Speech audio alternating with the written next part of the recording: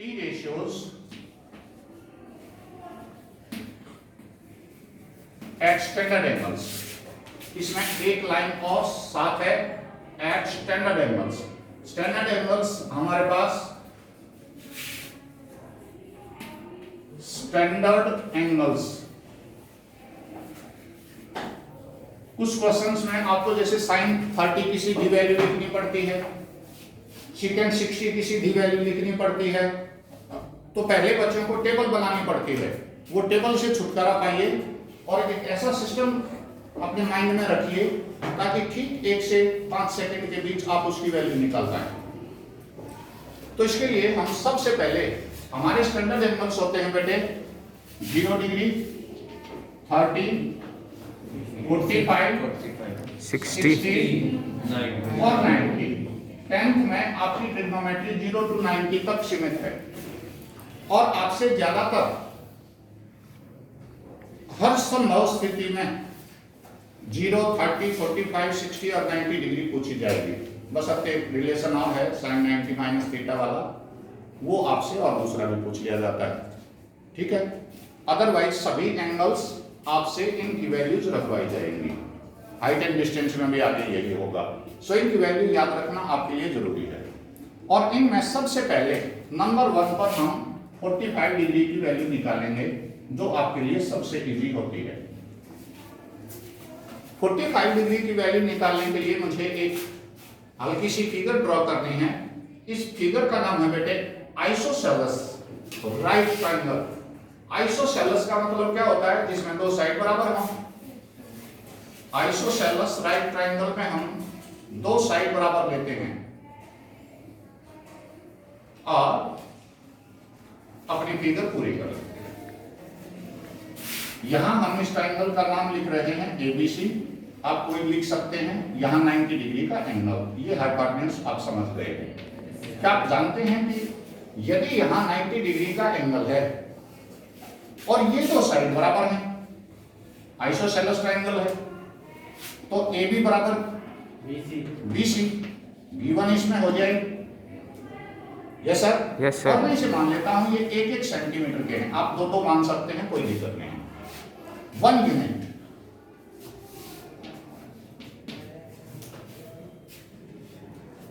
तो यदि ये AB is equal to BC है तो इनके अपोजिट एंगल्स भी बराबर हैं। Yes sir. Yes sir?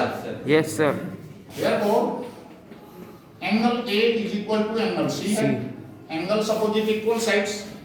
हम इसे मान लेते हैं x डिग्री ईच है। तो सीधी सी बात है x plus 90 is equal to 180। Sum of angles of a triangle. तो x plus 90 is equal to 180 angle sum property. तो 2x इज इक्वल टू 90 रह गया। तो एंगल x की वैल्यू कितनी आई? 45 डिग्री।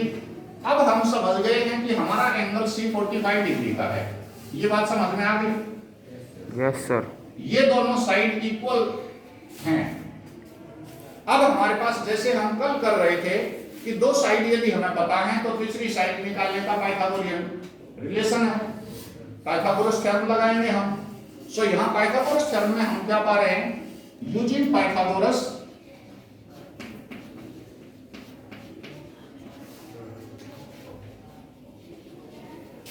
थ्योरम का यूज करेंगे। एक बार मन में रिमाइंड कर लिया करो बेटे। कर ली। AB square plus BC square is equal to AC square. तो AB square plus BC square is equal to AC square.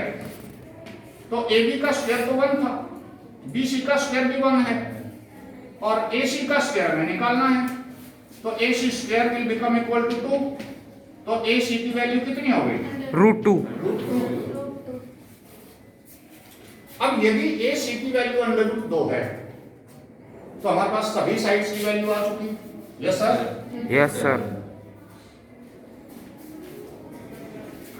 तो क्या आप sin 45 डिग्री निकाल सकते हैं अपोजिट साइड अपॉन हाइपोटेन्यूज। बता दो sin 45 डिग्री कितनी वैल्यू हो जाएगी? 1/√2। 1/√2। cos 45 डिग्री की वैल्यू क्या हो जाएगी? 1 adjacent side upon hypotenuse, 1/√2 root 2 कौन बोल रहा है? वो बेवकूफ है। BC upon AC 1 upon √2। 2 tangent 45 की वैल्यू क्या होगी? 1। तो क्या आप कोशिकेंट, सीकेंट, कोटेंजेंट की वैल्यूज निकाल पाएंगे? Yes sir. इनके रेसिप्रोकल कर दो फटाफट। यहाँ हम निकाल पाते हैं sin 45 दिया हुआ है तो कोशिकेंट √2 कोशिकेंट 45 √2, सीकेंट 45। √2 मैं ये वैल्यूज कहाँ से ले रहा हूँ? फिगर से नहीं, यहीं से। यहीं से। ये भी √2 और कोटेंजेंट 1 45 डिग्री की वैल्यू है 1 जैसा आप टेबल में देख रहे हो। यहाँ एक साथ एक आसानी है आपके लिए कि स्ट्रेट फॉरवर्ड पहले दो की वैल्यू बराबर है, टेंजेंट कोटेंजेंट की वैल्यू 1 है जो सबसे आसान होती है, 45 डिग्री की वैल्यू √2 है जिसमें डिनोमिनेटर ही नहीं है। सो 45 डिग्री का एंगल स्टूडेंट फ्रेंडली वैल्यू बोली जाती है। इनकी वैल्यूज क्या है? Student friendly. बच्चे को जल्दी याद होती हैं और जल्दी आती है। कैलकुलेशंस कर सकता है, बशर्ते उसको स्क्वायर रूट वगैरह को इजीली हैंडल करना आता हो। एक बात और, बहुत सारे बच्चों के मन में है सर 1 क्यों ले रहे हो? मैं 5 ले लेता हूं। यहां आप कुछ भी ले लें उससे कोई असर नहीं पड़ेगा।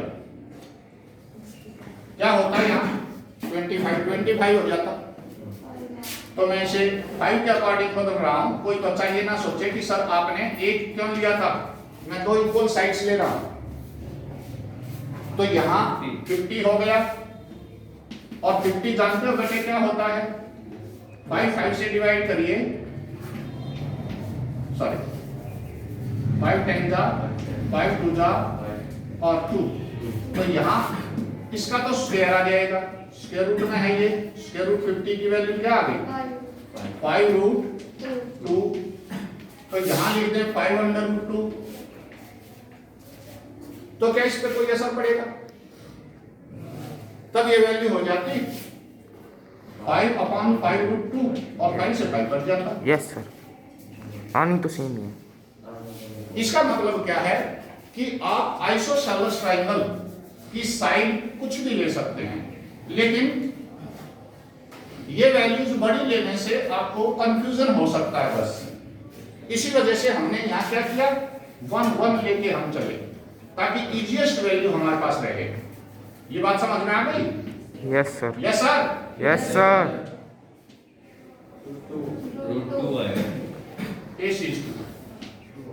चलो मैं वापस इसे हटा देता हूं।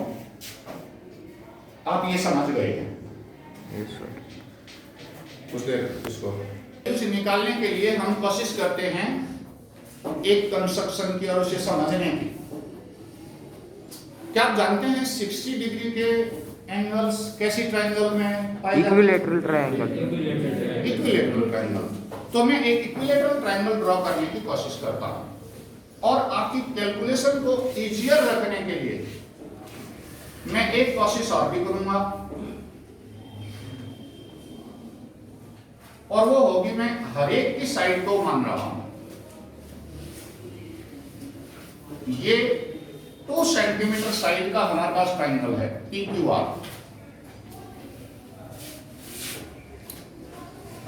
तो ये साइड बराबर इसके और इसके, तीनों बराबर साइड हो गई। तो आप जानते हैं तीनों एंगल बराबर होंगे।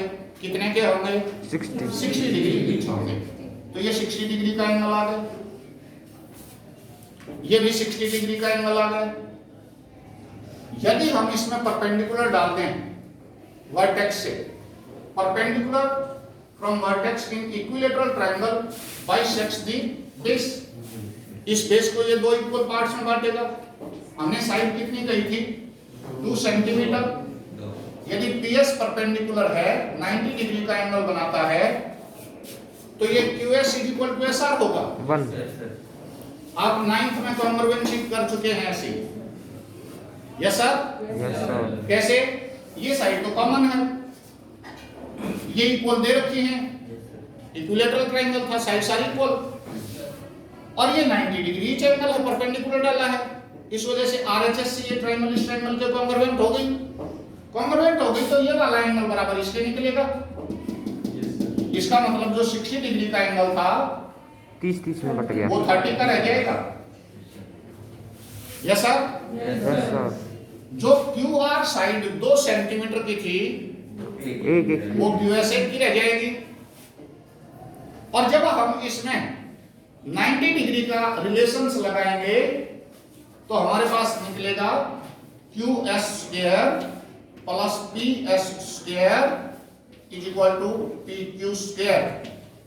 QS स्क्वायर कितना है 1, 1, PS स्क्वायर हमें निकालना है, PQ का स्क्वायर 4 है, तो PS स्क्वायर हमारे पास रहा 3 और PS की वैल्यू आई √3। आप यहां a लेते तो ये a/2 होता और ये a√3/2 होता, यानी हर एक साइड 2 से डिवाइड हो जाती। ये साइड हम 2 ही क्यों ले रहे हैं? आप 4 लेके चल सकते हो, आप 5 लेके चल सकते हो, 7 लेके चल सकते हो, लेकिन ये कैलकुलेशंस फिर आपकी मुश्किल आएंगी, थोड़ी सी अकाउंट में आने शुरू हो जाएंगी, पाइथागोरस रिलेशन लगाने में थोड़ी सी आप डिफिकल्टी महसूस करोगे। तो सबसे पहले वैल्यूज सीखने के लिए हम ये कोशिश करेंगे जो प्रैक्टिस मैं कर रहा हूं, और ये वैल्यू कितनी आ चुकी? √3। अब मैं कुछ समय के लिए जो आपका अननेसेसरी पार्ट है उसे हटा देता हूं।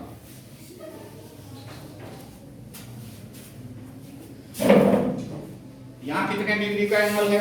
60, तो यहां पर साइन 60 कितनी वैल्यू हो जाएगी बाद में देखेंगे, पहले सारे में लिख लूं, cos 60, टेंजेंट 60, कोसेकेंट 60, सेकेंट 60 और कोटेंजेंट 60 डिग्री। इनकी वैल्यूज देखने के लिए हम इस ट्रायंगल को रेफर करेंगे, इसको।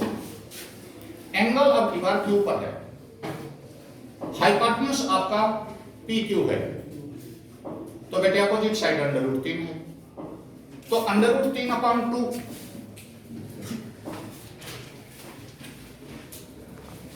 आपकी साइन 60 की वैल्यू हो गई। cos 60 कितना हो जाएगा? 1/2 साइड अपॉन हाइपोटेन्यूज 1/√3। टेंजेंट कितना है? अपोजिट अपॉन हाइपोटेन्यूज √3/, बाकी 3 उल्टे बेटे लिख दीजिए फटाफट। तो 2/√3 और 1/√3। cos 60 गलत लिखा है। सॉरी 2 आएगा, मैंने हाइपोटेन्यूज वो ही गलती कर ली हाफ वाली। 1/2 और ये है 2। अब ये करेक्ट है, क्या ये बात आप समझ पाए हैं? Yes sir, yes sir. अब यदि हमारा एंगल यहां डिफाइन हो, अब की बार ध्यान देना, आपकी अपोजिट साइड और एडजेसेंट साइड इंटरचेंज हो जाएंगी, तो sin 30, cos 30, टेंजेंट 30, शाबाश, कोसेकेंट 30, sec 30, सेकेंट 30 cot और कोटेंजेंट 30 डिग्री की वैल्यूज कितनी होंगी? Let's see.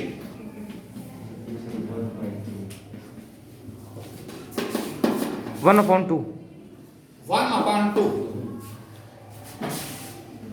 √3/2 उधर है 30 के एडजेसेंट साइड है √3 √3/2। टेंजेंट 30 की वैल्यू कितनी है? 1/√3 टेंजेंट 30 की वैल्यू हो जाएगी 1/√3 1/√3 और बाकी के बेटे उल्टा कर दीजिए। 2/√3 कहां से कर रहा हूं? यहां से और √3। क्या आप 3 स्टैंडर्ड एंगल्स की वैल्यू निकालना सीख गए?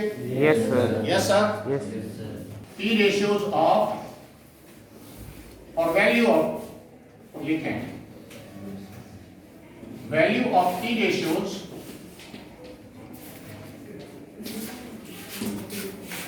at 90 डिग्री देखेंगे। ध्यान देना बेटे, यदि आप 90 डिग्री की वैल्यूज निकालना चाहते हैं तो 2 से 3 बातें आपको सोचते हुए चलनी है मेरे साथ। यस सर, मैं एक फिगर ड्रॉ करता हूं बेटे। फिगर आपकी बहुत इजी होगी, हल्का सा आपको सोच विचार करना।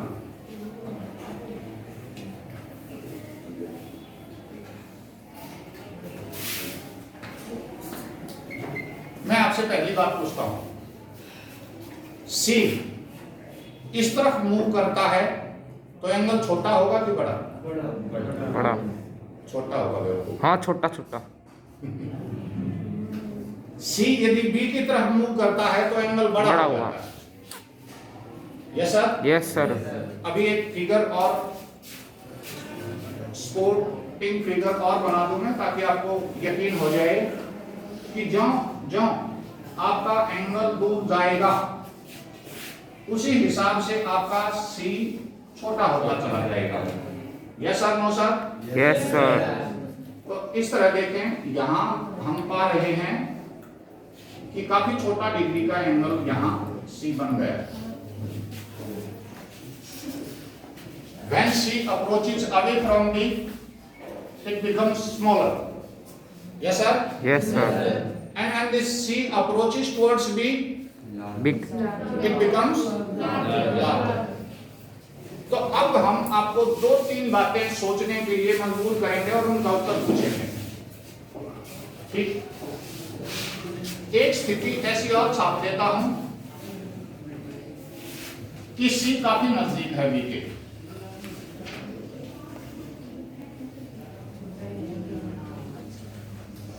और इनमें कोई मुश्किल से 1 डिग्री का, आधी डिग्री का अंतर रह गया है। Yes sir?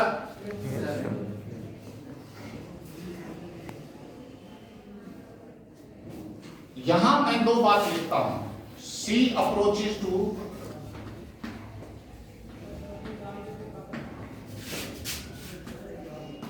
B, C B की ओर जा रहा है। ठीक, सर। तो क्या स्थितियां होनी है जब C B पर पहुंच जाएगा? 90 डिग्री का हो जाएगा वो भी। तो B C पहुंचेगी 0 वैल्यू पर, अप्रोचेस टू, अभी हुआ नहीं, और होते ही 0 हो जाएगा। B C की वैल्यू तो 0 हो जाएगी। एंगल C कितना हो जाएगा? 90 डिग्री की वैल्यू अटेन करेगा। Yes sir? Yes sir. और AB is equal to AC होने की कोशिश करेगा, यानी AB और AC इक्वल हो जाएंगे। हाँ या ना? Yes sir. तो बेटे यही जो एजम्पशंस हैं वो हम अप्लाई कर रहे हैं अब 90 डिग्री की वैल्यू निकालने के लिए।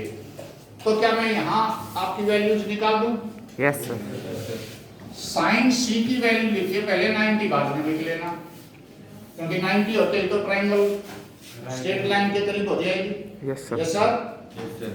तो sine C opposite upon hypotenuse AB upon, जब ये साइन 0 हो जाए तो AB और AC इक्वल हो गए। यदि न्यूमरेटर और डिनोमिनेटर इक्वल हो गए 1 आ जाएगा। Yes sir? Yes sir. cos C की वैल्यू निकालें, मैं दो वैल्यूज दे रहा हूं। cos C की वैल्यू निकालें, adjacent side upon hypotenuse BC upon BC upon AC। अब ये C जब 90 डिग्री का हो जाएगा तो AB कितना है? 0। AB 0 हो जाएगा। Yes sir? तो 0 अपॉन AC, इसकी वैल्यू 0 हो जाएगी। Let's see tangent C। Tangent C है AB upon BC, opposite upon adjacent AB upon BC जब टेंजेंट C एंगल 90 डिग्री हो जाए तो AB अपॉन 0 हो जाएगा and division by 0 is not defined. तो इसका एक स्पेशल सिंबल है इंफिनिटी या नॉट डिफाइंड, ND लिख दिया जाता है बुक्स में, ND नॉट डिफाइंड, इसकी वैल्यू हम नहीं निकाल पाते, as division by 0 is not defined. तो बेटे बाकी की 3 वैल्यू आप क्या निकाल सकते हैं? Yes sir. कोशिकेंट 90 कितना? 1 1 का reciprocal 1, 0 second not defined, second 90 हो जाएगा नॉट डिफाइंड, कोटेंजेंट 90 हो जाएगा 0 नॉट डिफाइंड का रेसिप्रोकल 0। क्या आप ये बात समझ गए हैं? Yes sir. Yes sir. Yes sir. अब हम value of trigonometric ratios at 0 degree angle और देखेंगे। 0 डिग्री यदि हमारी ट्रायंगल ABC में, ठीक है, C थीटा है तो ये 0 कब हो सकता है? जब A नीचे की ओर आने लगे। Yes sir. Yes sir. तो मैं एक स्पोर्टिंग फिगर यहां और छोटी सी ड्रॉ कर देता हूं कि AB काफी छोटी होती जा रही है और C एंगल 0 के करीब पहुंचता जा रहा है। यहां हमारे पास point A approaches to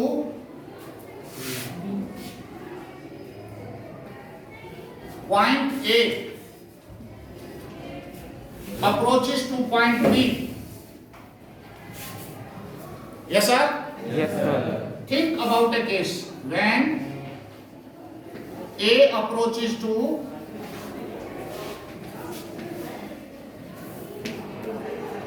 B, तो क्या हो जाएगा? जब A B के ऊपर आ जाएगा तो उसी समय हम देखेंगे कि AB तो 0 होने लग रहा है, BC और AC इक्वल होने लग रहे हैं। Yes sir. BC और AC इक्वल होने लग रहे हैं और एंगल थीटा 0 होने लग रहा है। Yes sir. Yes sir. जैसे ही A यहां आएगा ये एंगल कितना हो जाएगा? 0। अभी मैं 0 नहीं लिख रहा हूं क्योंकि 0 है नहीं। तो एंगल C अप्रोचेस टू 0 और जब सचमुच पहुंच गया 0 ही हो तो जाएगा। आइए तो साइन 0 कितना हुआ? Opposite side AB upon AC, तो AB अपॉन AC में वो assumptions लागू करिए तो उस समय तो AB 0 हो जाएगा, तो 0 वैल्यू आ गई। Yes sir. cos C BC upon AC adjacent side, cos C की बजाय cos 0 लिख रहा हूं, BC upon AC, BC upon AC 1, क्या परिवर्तन होगा? देखो दोनों सेम BC है। और AC तो इक्वल हैं, तो BC अपॉन BC लिख दूं या AC अपॉन AC लिख दूं? 1 आएगा। Equal to 1। Let's see tangent 0 not defined. AB upon BC, opposite upon adjacent, हाँ। AB upon AC, sorry BC, तो क्या हो रहा है? 0 इज बिकमिंग 0। AB 0 हो रहा है तो BC चाहे कितना रहे, it will become 0। Yes sir. तो बेटे नेक्स्ट 3 यहीं से लिखेंगे। 0 का रेसिप्रोकल नॉट डिफाइंड फाइन। और 1 का रेसिप्रोकल 1 और नॉट डिफाइंड का रेसिप्रोकल 0। तो यहां हम कोशिकेंट 0 लिखेंगे, नॉट डिफाइंड सेकेंट 0 लिखेंगे 1 और कोटेंजेंट 0 लिखेंगे not defined. not defined. In this way you can find out value of all trigonometric ratios या standard angles. Standard angle के ऊपर आप ये values निकाल सकते हैं